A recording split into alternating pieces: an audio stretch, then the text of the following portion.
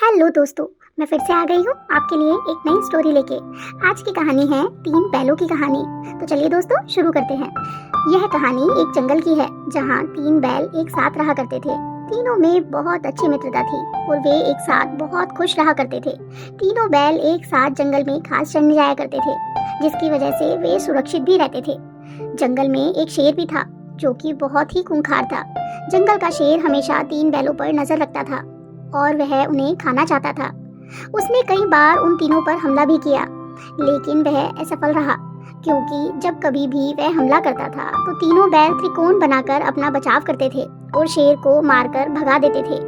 इसी वजह से शेर उनका शिकार नहीं कर पा रहा था। दिन भर वह शेर यह सोच रहा था कि वह किस तरह से उनका शिकार करेगा।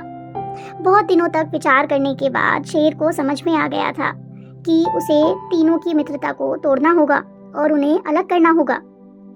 इसके लिए उसने एक चाल चली। शेर ने जंगल में अफवाह फैला दी कि उन 3 बैलों में से एक बैल अपने दोस्तों को धोखा दे रहा है।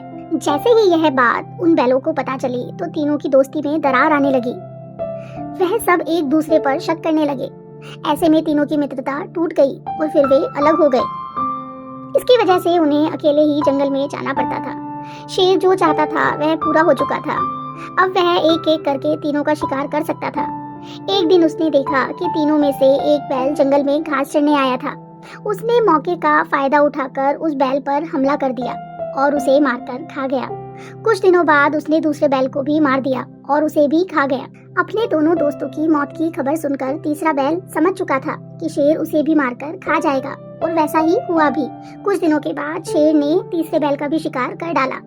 तो दोस्तों, इस कहानी से हमें सीख मिलती है कि एकता में बल होता है और हमें किसी भी तरह की अफवाह पर भरोसा नहीं करना चाहिए। तो दोस्तों, आशा करती हूँ कि आपको ये कहानी पसंद आई होगी। Thanks for watching this video. See you soon.